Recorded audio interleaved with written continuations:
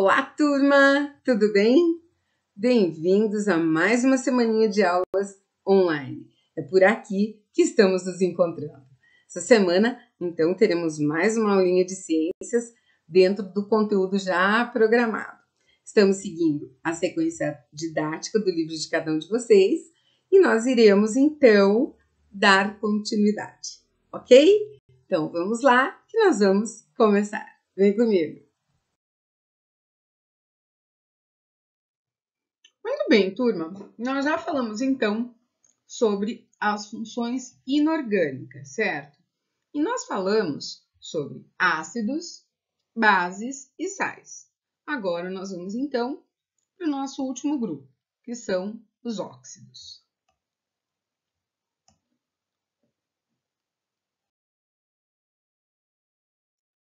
Os óxidos são compostos binários, ou seja, são formados por dois elementos, sendo que o oxigênio é o mais eletronegativo entre eles. Certos tipos de óxidos são formados pela ligação covalente entre um não metal e um oxigênio.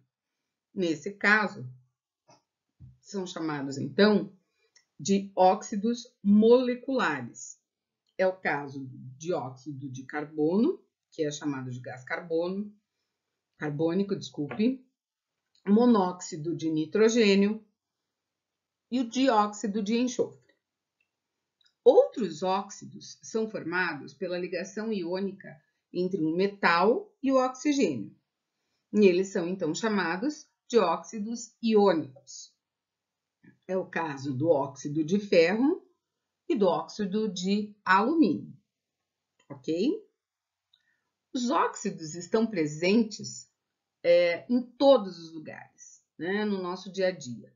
O próprio gás carbônico ou dióxido de carbono, liberado na respiração dos seres vivos, é um dos exemplos. A ferrugem, na verdade, é o óxido de ferro. Muitos gases que são poluentes e são tipos diferentes de óxidos, como o monóxido de carbono, o dióxido de enxofre, o monóxido de nitrogênio e a própria água também pode ser considerada um óxido de hidrogênio. Determinados tipos de óxido apresentam uma capacidade de reagir com a água, formando ácidos. Essa propriedade é bastante comum, inclusive na formação do que nós chamamos de chuva ácida, que afeta os seres vivos e também os não vivos. Os óxidos de nitrogênio são gases liberados pelos automóveis, por exemplo, passam por determinadas reações químicas na atmosfera até formar o ácido nítrico, que é HNO3, e que se precipita na forma de chuvas, certo?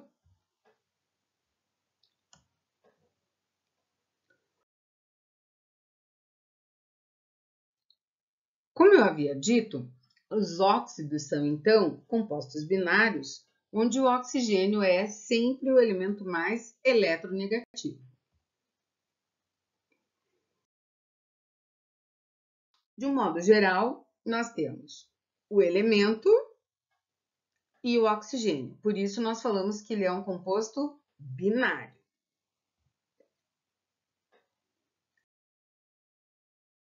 Bem, existe, então, uma pequena classificação aí dos óxidos básicos, que são aqueles que apresentam caráter iônico, que são os óxidos básicos, também chamados, como eu havia dito, de óxidos iônicos, em que o metal terá geralmente a carga +1 e -1.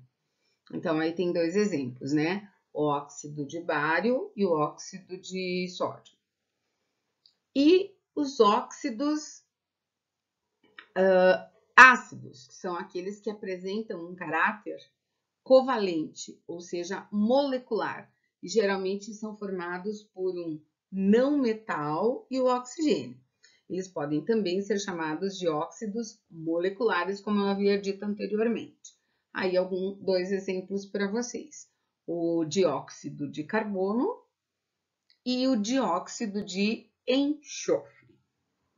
Falando ainda das propriedades, um outro poluente atmosférico capaz de produzir a chuva ácida é justamente o dióxido de enxofre, que é um subproduto da queima de combustíveis fósseis.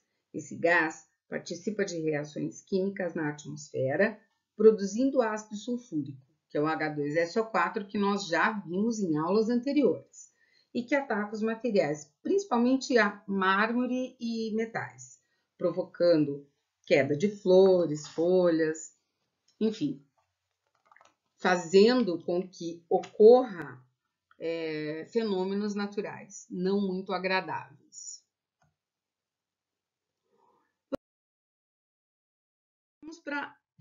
Vamos para a nomenclatura, né?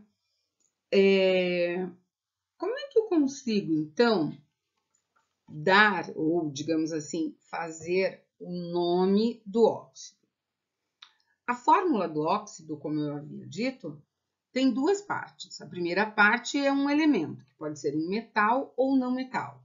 E a segunda parte sempre será o oxigênio. O nome dos óxidos geralmente é formado obedecendo a seguinte regra.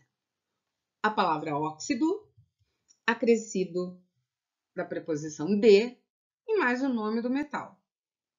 Que, então, o óxido, que é o nome do elemento, que é da primeira parte da fórmula, especialmente nos casos dos óxidos moleculares, acrescenta-se prefixos numéricos para quantificar o número de átomos da primeira parte da fórmula. Não esquecendo que a primeira parte da fórmula é um elemento e a segunda parte sempre será o oxigênio.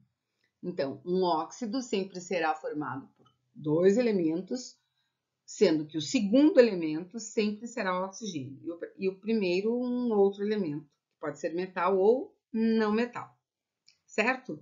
Então, veja. Na2O, óxido de sódio. CaO, óxido de cálcio. AlO3, óxido de alumínio, certo?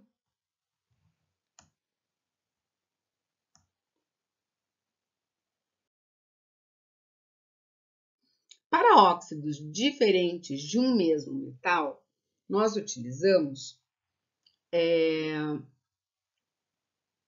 o número, como eu havia dito. Então, o óxido de, o nome do metal, e o número em número romano, ou seja, óxido mais o nome do metal, mais oso, para o menor número de oxigênio, certo?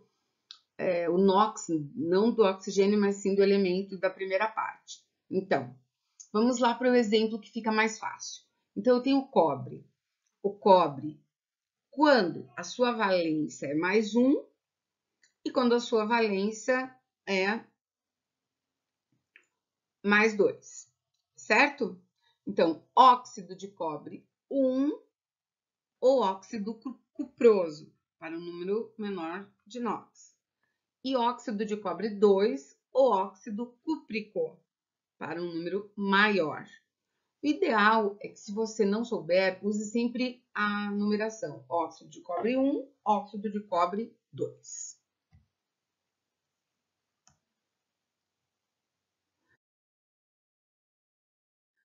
Vamos lá. Para óxidos diferentes de um mesmo não metal, o prefixo indicando o número de átomos na fórmula será mono, di, tri, tetra, penta, hepta.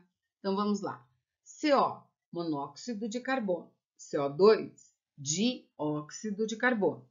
SO2, dióxido de enxofre. SO3, trióxido de enxofre. Sempre colocando, então, o número de átomos na fórmula, na frente da palavra óxido, certo?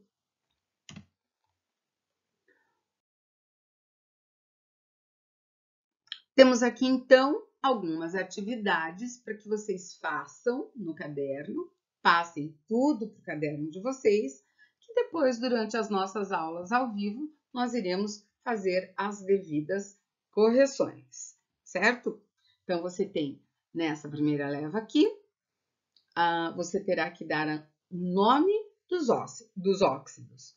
Não esqueçam que vocês irão utilizar as tabelas de ânions e cátions que a professora deixou já com vocês. E aqui, nesse segundo exercício, vocês irão escrever a fórmula do óxido, certo? Também usando a tabelinha. Espero que todos tenham entendido tudo até aqui, ok?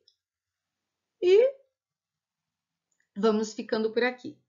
Espero que ninguém tenha ficado com dúvida. Caso tenha ficado com alguma dúvida, vocês podem, então, tirá-las durante as aulas.